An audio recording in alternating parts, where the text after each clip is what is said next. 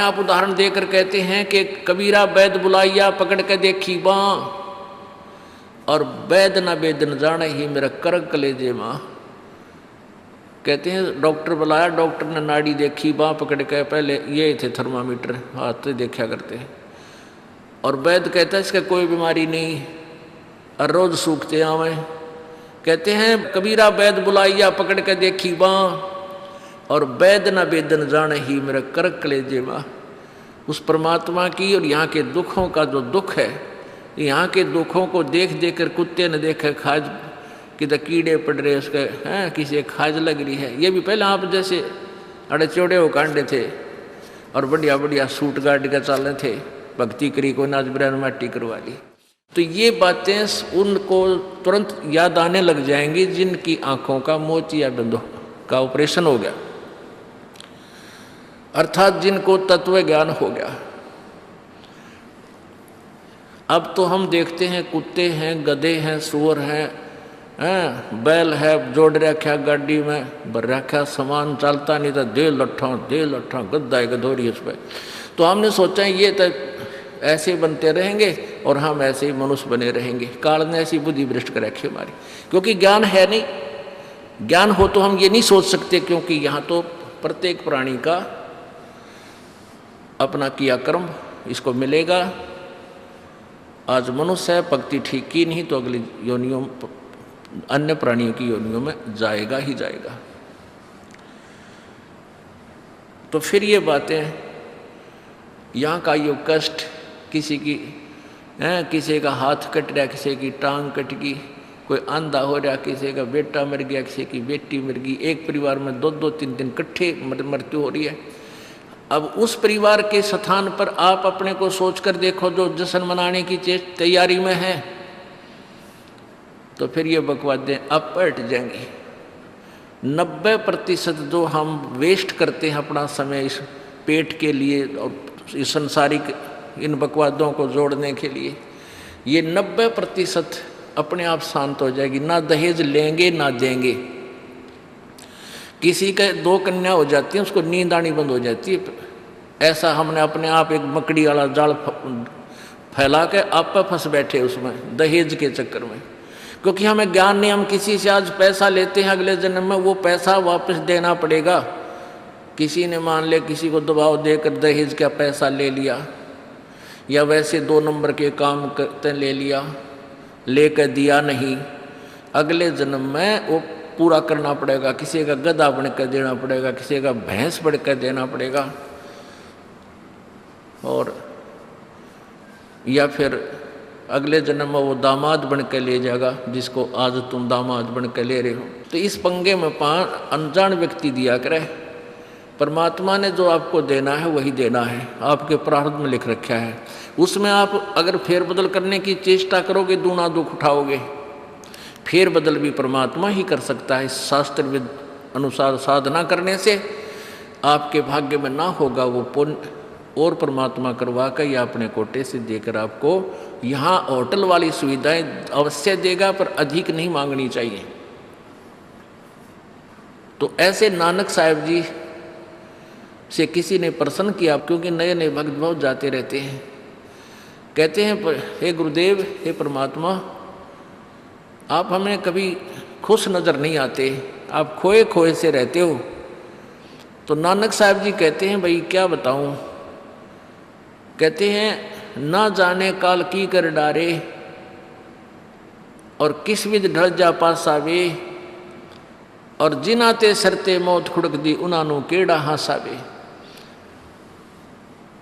कि 1 सेकंड का पता नहीं यहाँ के बिजली गिर जा और कहाँ गिर जा।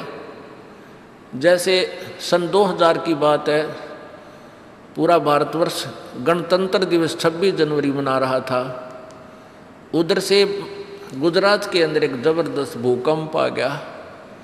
लाखों व्यक्ति अपने ही मकानों के नीचे, जो 3-3 4-4 मंजिल के सारा जीवन पीढ़ी 2 पीढ़ी लाख का बनाकर उसमें जश्न मना रहे थे, उन्हीं के नीचे दब के और लाखों व्यक्ति मर गए। सुबह सुबह का समय, छुट्टी का दिन, और सारे घर में सेट थे। काल ने किसा दाव लगाया।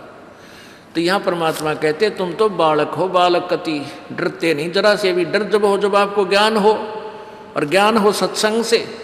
सत्संग मान का समय नहीं कि तो और बकवाद हो रही हो, देख लो दुनिया इकट्ठी हो जा। और यहाँ कितने भक्त आ पाते हैं, जो आ पाते हैं वो बहुत महान और पुण्य आत्मा है। उनके पिछले संस्कार इतने ज़बरदस्त हैं कि उनको प्रेरित करके लाते हैं, वो परमात्मा की रजा होती है उनके ऊपर। तो क्या बताते हैं, न जाने काल की कर डारे, और किस विध ढल जा पासावे, और जिना ते सरते मौत खुड़क दी, उन्होंने केड़ा हासावे। अब फिर पूछते हैं, क्या प्रभु आप सदा ऐसे ही रहते हो? प्रश्न किया किसी ने नानक जी से। नानक साहब ने कहा कि भाई मुझे भी खुशी होती है, लेकिन वो खुशी हम ऐसे प्रकट नहीं करते जैसे अनजान लोग करते हैं, नाचे कूदो या हा हा हा दांदरे काटे। नहीं, अंदर ही होता रहता हमारे जो कुछ होता है। कहते हैं साध मिले साड़ी शादी होंदी, साध मिले साड़ा शादी होंदी, और विछड़ जा दिलगिरी वे, अखदे नानक सुनो जहाना मुश्किल हाल फकीरी वे। कि तुम भक्तजन जब आते हो मेरे पास सत्संग सुनने के लिए, और जो उपदेश ले चुके हैं, और फिर वो सारे के सारे रह रह कर मेरे पास आ रहे हैं, तो मुझे बहुत खुशी होती है। उस दिन हमारे विवाह होता है, शादी होती है, समागम होता है, चहल पहल होती है। और जब तुम चले जाते हो, विछड़ जाए दिलगिरी वे, तुम चले जाते हो जब मुझे दुख होता है। क्यों होता है? कि तुम काल के उसमें पहुँच चले जाते हो, क्योंकि भक्त कम होते हैं और काल प्रेरित व्यक्ति ज़्यादा होते हैं। मुझे ये डर लगा रहता है कि कहीं ये भोली आत्मा उन काल के दूतों का ना फंस जा, और उनकी बातें वहाँ के भक्ति ना छोड़ दें, इनकी दुर्गति ना हो जा। जब तुम ठीक ठाक वापस आ जाते हो सभी, तो मेरी आत्मा खुश होती है। उस दिन मेरी खुशी का कोई ठिकाना नहीं होता, लेकिन वो होती है अंदर ही अंदर, लोग दिखावा नहीं होता। साध मिले साड़ शादी होंदी, और विछड़ जाए दिलगिरी वे, अखदे नानक सुनो जहाना मुश्किल हाल फकीरी वे। भाई कहते हैं भक्ति करना बहुत मुश्किल है। मुश्किल इन काल के दूता ने बना दी, जनता ज्ञानहीन कर दी। जो भक्ति नहीं करते वो तो सीधे काल के जाल में हैं ही। जो भक्ति करने की चेष्टा करते हैं तो किसी का तो पति लाठी ठाए पाओगा, उसके पति ने कोई और इंजेक्शन ला जाएगा। यो कि होया भाई हम भी तो नाम ले रहे हैं, हम वहाँ जाते हैं, हम तो 6 महीने साल में कभी कभी जाते हैं, और आप कहते हैं 10वें दिन भाग लेते हैं। तो भगत ने नाम ना ले रखा तो वो परेशानी पैदा करेगा ही करेगा। किसी की पत्नी ने नाम नहीं ले रखा, भगत ने ले रखा है, तो वह सींग पिनाए पावेगी। किसी के कहने सुनते जानते क्या सुनी घर में होगी। काल न तक करवाना है कि किसी प्रकार ये वहाँ जाना छोड़ दें, तेरे जाल में फंसे रहें। इसका तो पूरा प्रयत्न रहेगा। लेकिन पुण्यात्माओं, यु ज्ञान रूपी ढाल आपको इसलिए दी जाती है कि अपना बचाव करो, और भक्ति मत छोड़ना चाहे कुछ भी हो। आप पुण्यात्माओं अपने घर के काम में, ठीक है, पति पत्नी बच्चे सब कोई कार्य करना है तो सब मिलकर सलाह बनाकर कर लें, बहुत अच्छा होता है। उसमें कोई हानि लाभ भी हो जाती है तो विशेष दुख नहीं होता। उसमें अवश्य राय एक दूसरे की लेकर काम कर लेना चाहिए। और जब आता आत्म कल्याण का समय, उसमें किसी की राय की आवश्यकता नहीं। मान लीजिए आपने नाम लेना है और आपका पति नाट्य है, तो नाट्य जागा। ये अपने जीवन का सौदा तुमने खुद सोचना होगा, इसमें किसी की राय की आवश्यकता नहीं। आपने नाम लेना, आपकी पत्नी मना करती है तो करण दे, इसमें किसी की सलाह लेने की जरूरत नहीं, चाहे कोई राजी रहे चाहे नाराज रहे। यदि मीराबाई उस समय ये सोचती कि तेरी माँ क्या कहेगी, तेरे पिता क्या कहेगा, ये समाज क्या कहेगा, तू मंदिरों में जाती है, क्योंकि उस समय ठाकुर समाज अपनी बहन बेटियों को घर से नहीं निकलने देते थे, पर्दों में रखते थे। लेकिन मीराबाई बालक नहीं रही थी, समझदार थी वह। उसको पता था कि आज तो मैं लोक लाज कर मैं आकर भक्ति नहीं करूँगी और फिर कुतिया बनकर बाजार में आंडूंगी, कोई मेरी इज्जत का रक्षक नहीं मिलेगा। तो ये ज्ञान से ही ऐसी दृढ़ता आती है। संघर्ष किया और सफल हुई, क्योंकि मालिक के नाम पर जो संघर्ष करते हैं सच्चे दिल से हृदय से, उनकी परमात्मा मदद किया करता है। ये पिछले इतिहास देख लो। क्या बताते हैं? मात पिता सुत स्त्री आलस बंधु कान, संत दर्श को जब चले ये अटकावे आण। मात पिता सुत पुत्र को कहते हैं। स्त्री, जैसे कोई बालक हैं 15, 16, 10 वर्ष के, वो माता पिता के अधीन होते हैं। और बच्चे का समझ में आ गई और माता पिता मना करते हैं तो उनके अधीन है वो। और बच्चे जवान हो गए, बूढ़ा बुढ़िया का समझ में आ गई, फिर वो बालक बाधा करेंगे, वो रोकते टोकते हैं। तीसरा दिन चल पड़ते हो, किराया कितने डावा फलाना है, यानी कुछ ना कुछ बाधा कर सकते हैं। किसी का पति बाधा कर सकता है, किसी की पत्नी बाधा कर सकती है। जब भक्ति की तरफ अग्रसर होता है या सत्संग में आने की तैयारी करता है।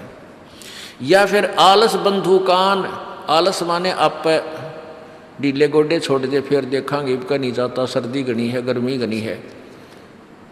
और या बंधु कान, लोक लाज, इनके कारण ये है भक्ति में बाधक। अब क्या बताते हैं परमात्मा? मात पिता सुत स्त्री आलस बंधु कान, संत दर्श को जब चले ये अटकावे आण। इनका अटकाया अटके नहीं, और संत दर्श को जाए कह कबीर सो संत है आवागमन नसावे। इनका अटकाया अटके नहीं, और संत दर्श को जाए यानी सत्संग में अवश्य जावे, कह कबीर सो संत है आवागमन नसाए, उसका कल्याण होगा। आज मीराबाई जी का कितनी श्रद्धा और आदर के साथ नाम लिया जाता है। और यदि वो उसी तरह की क्रियाएं करती जो उस समय की बहन बेटियां लोक लाज में फंसका अपना जीवन बर्बाद करगी, आज वो कुतिया बनी आंड है। परमात्मा कहते हैं नकबे सर नकबे बनी वह पैर थी हार हमेल, और सुंदरी से वह कुतिया बनी सुन साहिब के खेल। बीबी पड़दा रहे थी डोडी लगे थी बार, अब गा तो गाड़े फिरती हैं बन कुतिया बाजार। वो पर्दे की सुंदरी सुनो संदेशा मोर, इब गा तो गाड़े फिरती हैं वो करें सराय शोर। अब जो डोडी पर्दे जिनका लग गया करते, पर्दे में रहा करती थी, जो अपने आप को ऊंच घरों की बेटियां बहू कहा करती थी, उनका सत्संग की छीट लगी नहीं, करते बाहर निकली नहीं। पूर्व जन्म की पुण्यात्मा थी, उनको कोई रानी बन गई, कोई महारानी बन गई, कोई अच्छे घर में इस मायाधारी मस्करिया का जन्म हो गया। और वो भगवान से दूर रहने के कारण फिर अगले जन्म में कुतिया की योनि पाती है।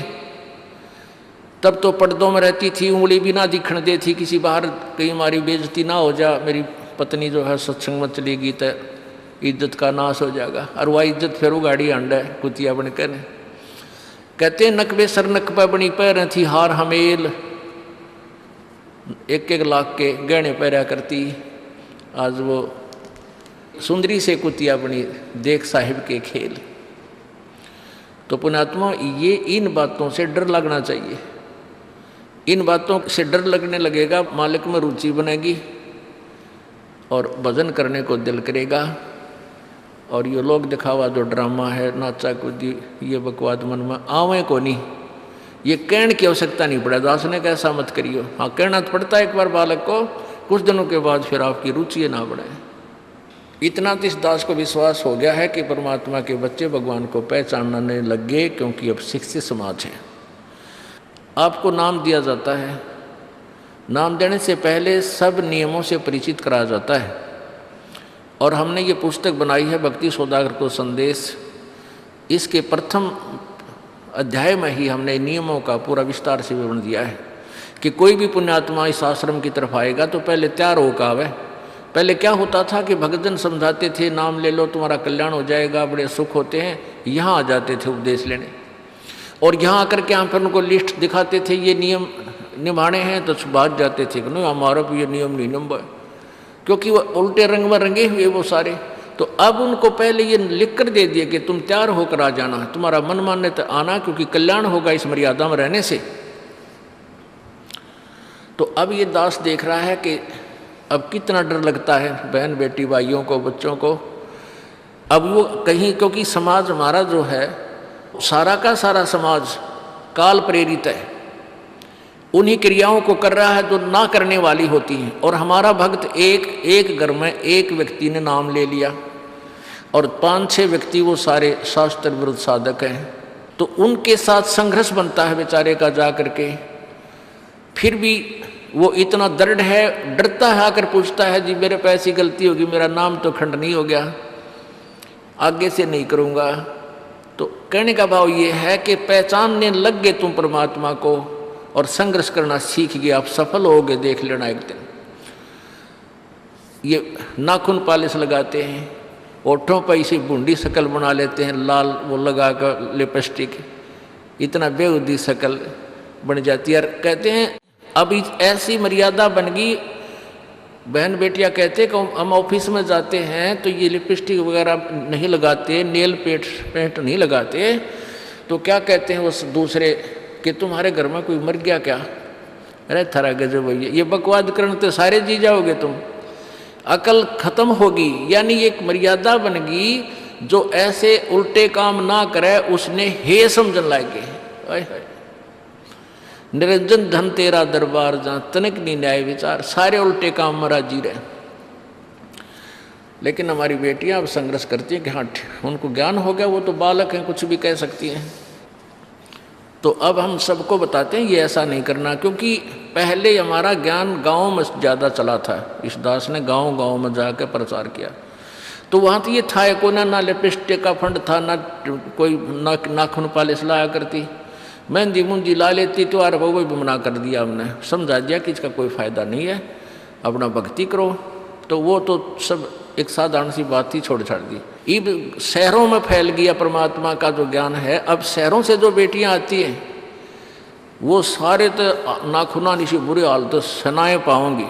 और इधर बिहार में तो और बेगन हो रहा कति बुढ़ी बालक सारे लाल ये नाखुना न कति न कुसुती तरह पेंट करके लाओगे, न चमकान दे। अब इनको समझाना पड़ता है कि ये नहीं करोगे तो मान जाते हैं कि नहीं आगे नहीं करेंगे हम, क्योंकि इनकी आवश्यकता भी क्या है। भगवान ने जो कितने सुंदर नाखून पहले बना के दे रखे, इन पर क्या फायदा और बकवाद करने की।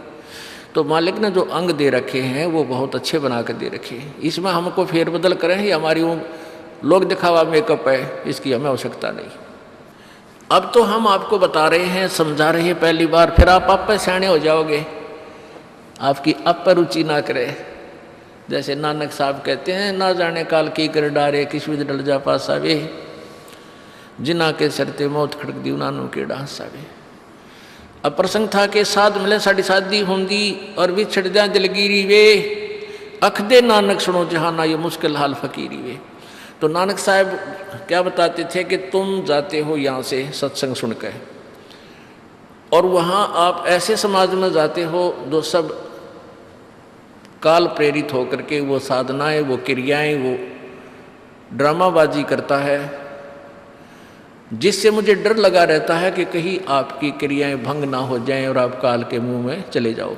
जब तुम वापस आ जाते हो तो मुझे बहुत खुशी होती है कि परमात्मा के बच्चे काल के जाल से बचे हुए, तो उस दिन खुश होता हूँ मैं। और तुम चले जाते हो तो मेरी एक तो वो ज्ञान कि यहाँ काल का लोक है, ना जाने कब जाना पड़ जावे, इस कारण से डर से अपनी भक्ति करता रहता हूँ। और एक तुम्हारी भी चिंता खाती रहती है कि कहीं काल के जाल में ये बालक फिर ना फंस जाए।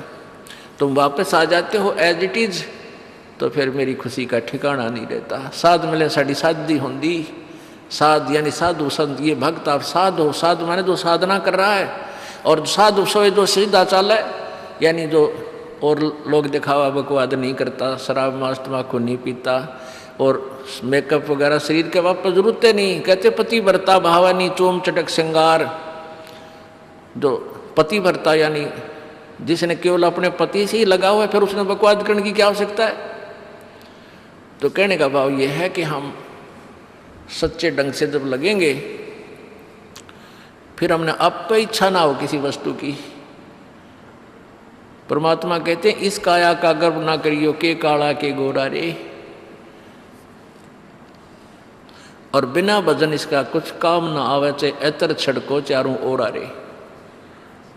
ये शरीर क्या है, ये गोरा दिखा है चाहे काला किसी का, इसने थोड़ा सा छोल के देख लो, एक जैसा कुबाड़ सब में भरा पड़ा है, या ऊपर पालिश का फर्क रखे, और इससे नाम अच्छा बूंदा मान लेते हैं। नहीं, ये चाहे काला है चाहे टेढ़ा बेढ़ा है, चाहे किसा बूंदा काना लंगड़ा है, इसमें जब भक्ति कर गया वो सफल है, और इस मेकअप में लग गया रहा वो असफल है, चाहे वो कितना सुंदर दिखता हो। तो पुण्यात्मा परमात्मा कहते ये मिट्टी है, इस मिट्टी से हमने लाभ उठाना है, इसे सोना बनाना है, भक्ति रूपी धन कमाना है, तो इसी से कमाया जाएगा। अब प्रसंग है कि झूठे सुख को सुख कहे, ये मान रहा मन मोद, ये सकल चबीना काल का, कुछ मुख में कुछ गोदी। अब परमात्मा आप बताओ, मैं आकर के बोली आत्माओं हमें जगा रही है, हमने काल के कुएं की भांग पी रखी है, यहाँ की मान बढ़ाई और इस माया की। कबीर परमात्मा कहते हैं कबीर ये माया अटपटी या त्रिगुणमयी माया, ब्रह्मा विष्णु महेश के द्वारा जो हमारे अंदर प्रेरणा कर रखी है, त्रिगुणमयी माया के विषय बता रहे हैं। कबीर ये माया अटपटी सब घट आण अड़ी, किस किस को समझाऊं ये तो कुएं भांग पड़ी। अब किस किस ने समझावा, सब एक तरह की भांग पी के एक जैसे विचार, एक जैसे बोल, एक जैसा ज्ञान इन्होंने ग्रहण किया हुआ है, और ये दास सच्चा ज्ञान सुनाता है इसका विरोध करते हैं, इसको जल्दी समझ नहीं पाते, क्योंकि इनको इस माया रूपी और अज्ञान रूपी भांग का नशा हो रहा है। तो परमात्मा कहते हैं कबीर ये माया अटपटी सब घट आण अड़ी, और किस किस न समझाऊं या तो कुएं भांग पड़ी, यानी सब ने एक जैसा ही ज्ञान ग्रहण कर रखा है, सबके एक जैसे विचार हैं। अब झूठा सुख कौन सा है, इन कार कोठियों को हम अपना मानते हैं, संतान संपत्ति को अपना मानते हैं। इसका उदाहरण आपको दे दिया।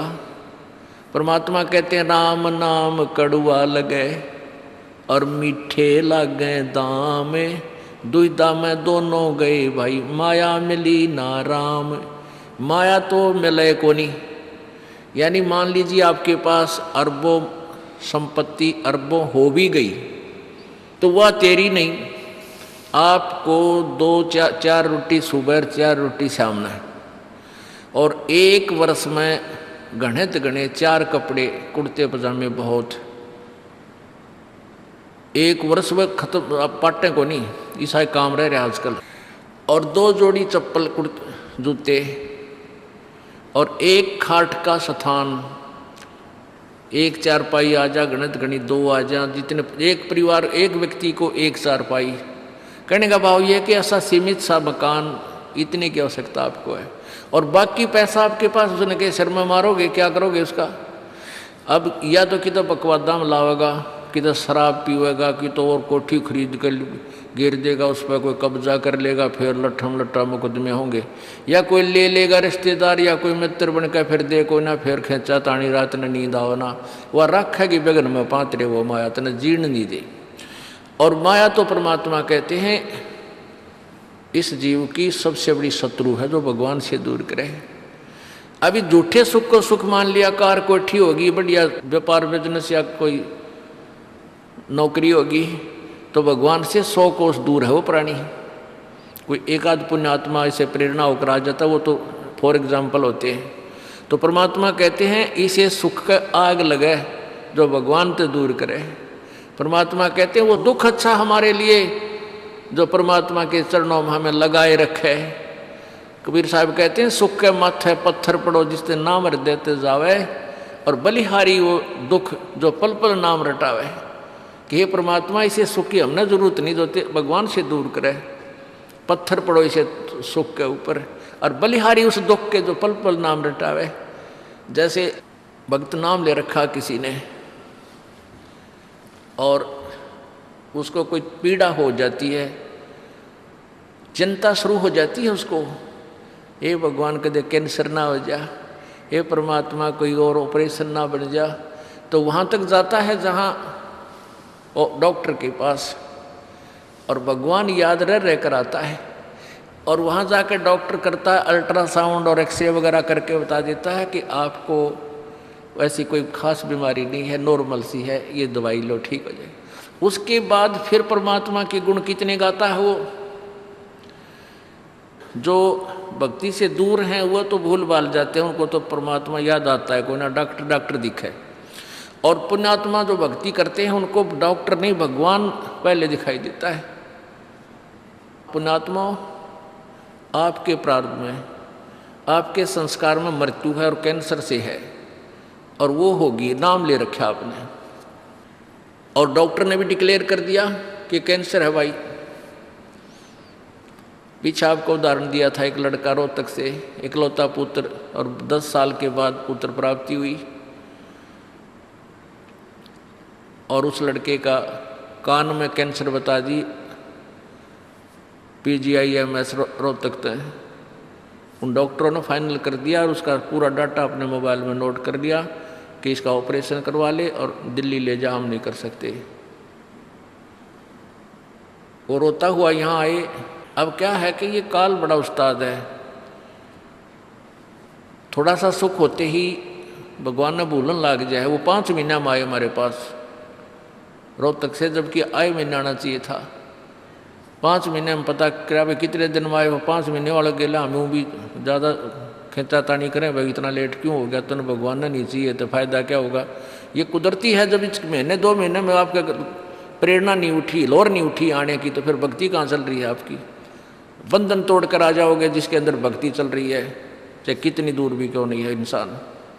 भारत में कोई दूर थोड़ा, कोई वीज़ा थोड़ा बनवाना है दोबारा आने के लिए, और वो भी नहीं आ पाते हैं, फिर भक्ति नहीं चल रही उनकी।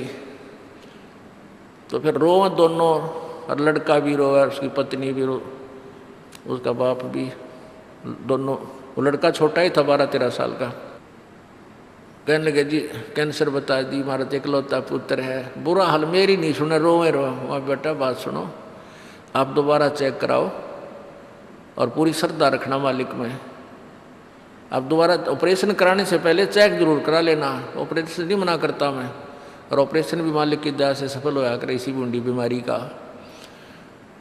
तो उनके यह बात जच गई, जानते डॉक्टर से कहा जी इसको ऐसे, वो रिपोर्ट दिखाई, और फिर कहा जी, वो डॉक्टर ने कहा अभी मैं दोबारा चेक कर लूँगा। मालिक प्रेरणा करता है कि एक बार चेक करना पड़ेगा, मैं ऑपरेशन करने से पहले चेकिंग फिर करूँगा। दोबारा चेक किया, उसने बताया इसके कोई कैंसर नहीं है, और कान की हड्डी बढ़ा है, और 6 महीना में एक बार दिखा जाइए, आप पर ठीक हो जाइए।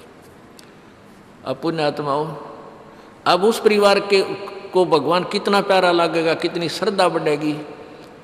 और आए महीने 2 चक्कर काटेंगे, तो इंसान तो होंगे, शैतान होंगे, तो फिर आपत्ति आओगी उन पर। भगवान से दूर होते ही फिर ये विरानमाटी होगी। तो कहने का भाव ये है कि सुख के माथे पत्थर पड़ो जो नाम हृदय ते जा, और बलिहारी उस दुख के जो पल पल नाम रटावे। संत शरण में आने से फिर आई टले बला, और जय मस्तक में सूड़ी होवा काटे में टल जा। ये मालिक की वाणी है, गलत नहीं हो सकती। इसका हम कितना लाभ उठा सकते हैं वो हमारी अपने अंतःकरण की जो है व्यवस्था के ऊपर डिपेंड करता है। हमारी कितनी भावना है, कितनी हमारी लगन है मालिक में। अब कुछ भक्त ऐसे भी आते हैं जी, हमें लाभ ना होया, पाठ भी करा लिया, जोत भी चढ़ा दी, और 3 बार आ लिया मैं, ईसा डिठोरा दिखाऊंगे, मेरा ऊपर जानो बहुत बड़ा, मुझे ही ज़्यादा आवश्यकता है, इसने कती नहीं। वो बेचारे बालक हैं 1ली 2री कक्षा के, वो कुछ भी बोल सकते हैं, उनको ज्ञान ही नहीं। और ऐसे लाखों लोग हैं जिनको निरे सुख हो लिए। तो परमात्मा तो वही है, एक ही ट्रांसफार्मर में तो सबको कनेक्शन दे रखा है, और जिसके पंखे कूलर चल रहे हैं वो भी उसी लाइन से जुड़े हैं, और जिनके नहीं चल रहे हैं वो भी उसी लाइन से जुड़े हैं। तो उनका कोई कनेक्शन डिफेक्टिव है, उसको फिर चेक कराएं, लाइट पावर वही है। कहते हैं सतगुरु के दरबार में कमी काहे की ना, अंसा मौज नहीं पावता तेरी चूक चाकरी में। कि इस परमात्मा के दरबार में किसी चीज़ की कमी नहीं। और परमात्मा आप बताते हैं कि यदि तुझे लाभ नहीं मिल रहा, तेरी